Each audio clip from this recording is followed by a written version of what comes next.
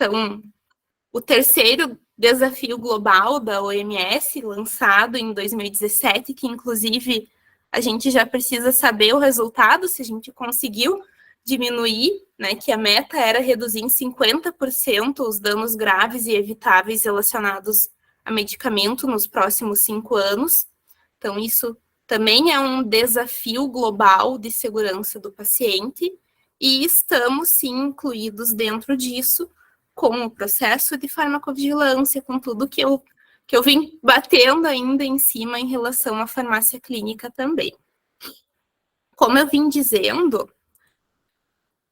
pode parecer agora que não faz sentido eu estar falando de todo esse processo da cadeia medicamentosa, desde a seleção do medicamento, do recebimento desse medicamento na instituição, da distribuição dele, da dispensação dele, da forma de administração, mas ele faz muito sentido para a farmacovigilância, porque na hora que a gente vai investigar uma reação, investigar uma suspeita de uma inefetividade terapêutica, de um desvio de qualidade, nós precisamos ter muito claro o como ocorre cada uma dessas etapas dentro da nossa instituição para conseguir identificar aonde que tem alguma falha, se isso realmente é um desvio de qualidade ou não, ou se a gente está com um problema dentro da nossa instituição, numa etapa de armazenamento, numa etapa de seleção daquele medicamento. Então, ter o entendimento de todas essas etapas da cadeia e de como ela ocorre, aonde a gente está atuando, é de extrema importância para o profissional que está realizando a farmacovigilância, que está atuando de forma ativa, investigando queixa técnica, investigando reação adversa. Então, são essas coisas que vão fazer a gente ter um olhar um pouquinho diferenciado para aquela reação, para aquela queixa técnica. Então, a gente acaba incluindo toda essa visão de processo também na investigação daquela ocorrência que a gente tem ali em mãos. Por isso, né, que nem eu falei, eu tenho muito um pezinho na segurança do paciente, na gestão de risco. Não sei se vocês conhecem a teoria do queijo suíço, né? Então, a gente tem diversas barreiras de segurança dentro de um processo até realmente acontecer aquele acidente. Aqui a gente colocaria um incidente, né, um erro de medicação, ou uma falha num armazenamento ali, que não é uma queixa técnica. Então, até acontecer isso, muitas barreiras podem ter falhado. Então, é bom a gente ter essa visão de processo, pensar nas barreiras de segurança que a gente tem da cadeia medicamentosa dentro da instituição, porque isso vai ajudar muito no nosso pensamento, na nossa análise crítica dos problemas que estão ocorrendo com as medicações dentro do hospital. Então, o que a gente pega é o final, né, o incidente.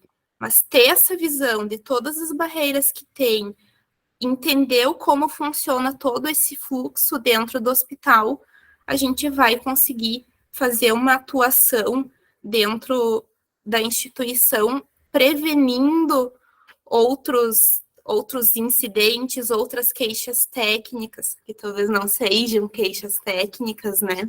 Mas a gente consegue fazer uma atuação muito melhor. Então, sempre lembrem que quando ocorre um erro de medicação, a gente teve muitas barreiras de segurança que foram falhas, e quando acontece de todas essas falhas se alinharem, se encontrarem, é que a gente tem realmente esse incidente. Se uma barreira dessas não falhar, aquele erro de medicação não teria acontecido. Então, a gente sempre tem que pensar, quando faz a investigação daquela ocorrência, se tem algo que a gente pode melhorar no processo para evitar que venha se repetir aquele incidente, aquele fato que aconteceu. Então, isso vai de encontro à farmacovigilância, porque a gente vai estar fazendo a investigação de muitas ocorrências. Então, agora entrando muito mais adentro do processo da farmacovigilância, eu vou iniciar aqui, primeiramente, com os relatos, né? Então, antes da gente pensar nas reações que o paciente tem dentro da instituição, o primeiro passo é a gente saber, né, se esse paciente é alérgico a alguma medicação, se ele já teve alguma reação prévia a algum medicamento. Então, entendo que o primeiro passo, e acaba que a farmacovigilância se envolve muito nisso, é claro que tem o envolvimento dos profissionais da ponta, porque quem vai fazer a anamnese do paciente é o médico, é o enfermeiro que faz a entrevista, mas nós temos também como auxiliar dentro desse processo de identificação de alergias, de relatos que o paciente traz de alergias à medicação, de reações adversas que ele já possui. Então, dentro da instituição, hoje a gente trabalha cadastrando alertas de alergia ou reações adversas prévias a medicamentos no prontuário do paciente. Então, utilizamos hoje como sistema eletrônico de prescrição o TASI, e nessa nossa ferramenta nós temos a possibilidade de adicionar um alerta dentro do prontuário do paciente de alergia. Cadastrando esse alerta, adicionando a DCB do medicamento que o paciente tem algum relato de alergia ou de reação adversa, ele vai gerar, caso o médico venha a prescrever esse medicamento, uma inconsistência na prescrição, já no momento de prescrever. Então, esse profissional ele não vai conseguir liberar essa prescrição caso ele não justifique o motivo do uso daquele medicamento que o paciente tem alergia relatada ou alguma reação adversa prévia. Por que não bloqueia essa prescrição? Porque em alguns casos a gente utiliza esse campo também, ele é um campo para informativo, né, para dar subsídios ao médico para decidir quanto à prescrição ou não daquele medicamento, mas ele não bloqueia, porque em alguns casos o paciente vai apresentar alguma reação a algum medicamento, é uma reação mais leve, que é possível de manejar ela com antialérgicos. Então, a gente sempre coloca essa informação quando a gente tem esse conhecimento de que, por exemplo, os pacientes oncológicos que têm alergia em alguns ciclos, a gente coloca essa informação para a equipe ter ciência de que ocorreu aquilo e já ter um acompanhamento mais de perto daquele paciente, se ele vai ou não apresentar aquela reação, já manejar, de repente, com uma administração de um antialérgico, caso não seja possível, né, deixar de utilizar aquele medicamento. Mas é uma forma de a gente prevenir muitos erros de medicação.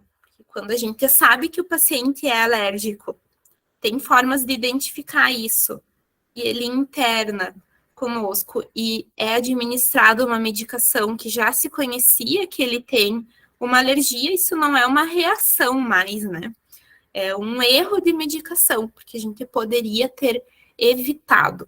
Então, é um ponto também bem interessante de cada um identificar na sua instituição se já não é realizado algo nesse sentido, mas as possibilidades que existem dentro do sistema informatizado que cada um utiliza. Quanto mais a gente dá essa informação para o médico, para o prescritor, para a equipe que está beira-leito do paciente, melhor. Também verifiquem, assim, aonde que esse alerta está aparecendo. A gente, às vezes, acha que está tudo perfeito, né? A gente cadastrava o alerta, achava que estava ok, mas só aparecia no prontuário eletrônico lá dentro do sistema quando eu abria. Mas como que a enfermagem administra o medicamento?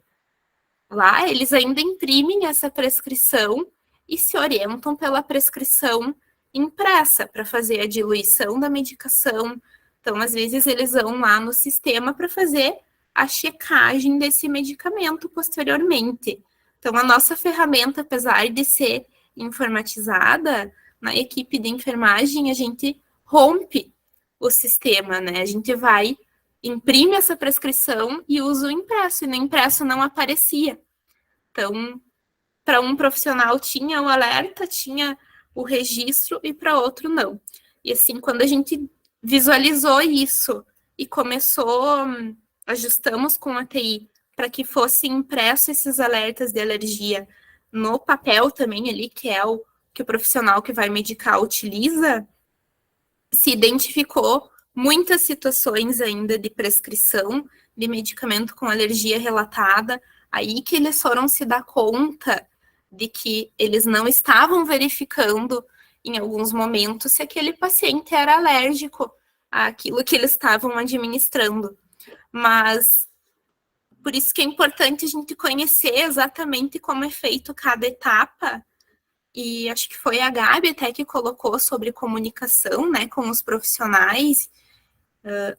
A gente tem que entender qual que é a melhor forma de a gente comunicar aquilo que precisa ser comunicado para uma melhor segurança do paciente, mas compreendendo como aquele profissional vai ter acesso, vai entender isso que a gente está querendo comunicar.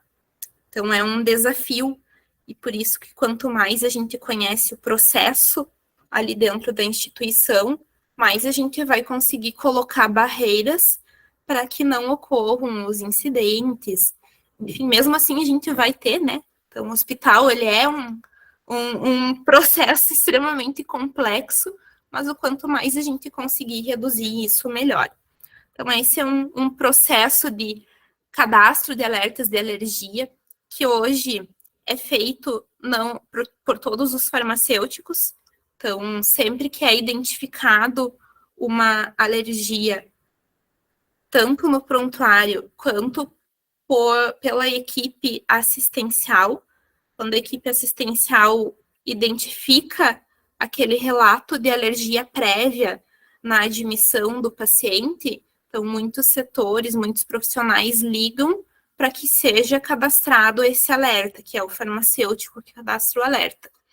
Então, isso é feito por toda a equipe, né, de farmácia. Então, todos os farmacêuticos fazem esse processo aqui.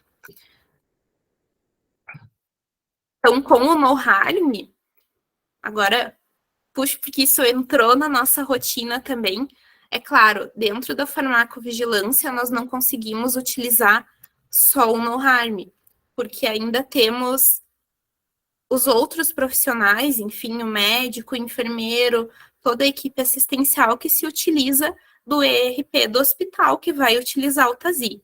Então, é claro, a gente utiliza o no-harm para fazer a identificação dessas alergias também, que talvez não foram relatadas. Então, nós temos uma funcionalidade, que é o no-harm care, todas as evoluções, enfim, do paciente são integradas com o no-harm, e ali tem os indicadores que eu acredito que vocês já conheçam dentro do no-harm, que são os indicadores de alergia, de eventos adversos.